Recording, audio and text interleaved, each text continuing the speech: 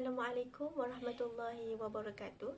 Jadi topik saya pada hari ini ialah fikiran mempengaruhi hasil kehidupan.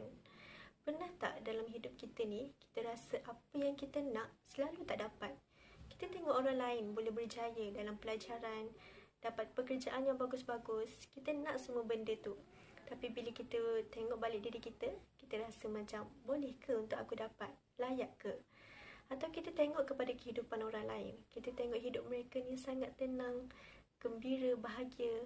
Tapi bila kita tengok balik kehidupan kita, kita rasa macam, kenapalah hidup aku ni tak sama macam orang lain? Kenapalah hidup aku ni banyak sangat masalah? Percaya atau tidak, situasi yang saya sebutkan tadi, kita sendiri yang ciptakan.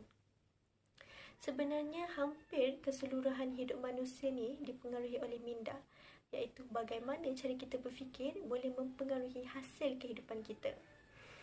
Minda manusia ni dia terbahagi kepada dua, iaitu minda sedar dengan minda bawah sedar.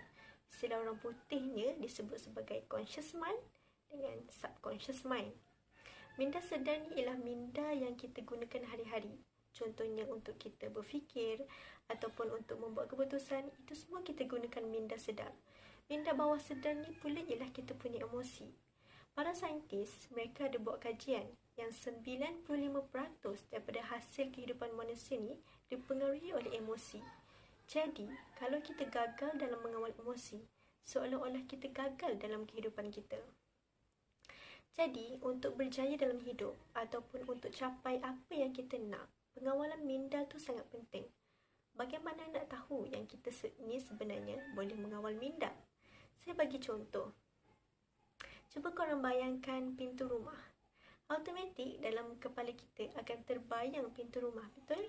Itu menunjukkan sebenarnya kita boleh mengawal minda kita. Jadi, apabila minda kita fokus untuk berjaya, maka emosi kita automatik akan rasa semangat. Maka terhasillah tindakan yang boleh membawa kita kepada kejayaan tu. Tapi kalau awal-awal kita dah rasa macam kita ni tak layak ataupun tak boleh nak berjaya, memang kita tak akan berjaya. Sebab mainan emosi itu sangat penting.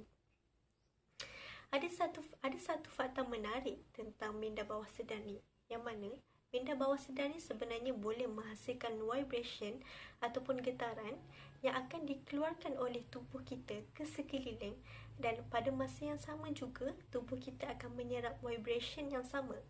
Jadi maksudnya kat sini, kalau kita dalam keadaan emosi kita negatif ataupun kita sedang marah, kita akan perasan semua benda di sekeliling kita tu semua tak kena.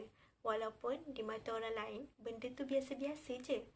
Begitu juga kalau kita positif, kita akan perasan sepanjang hari tu, kita akan jumpa dengan orang-orang yang baik ataupun kita akan jumpa dengan situasi-situasi yang baik sahaja.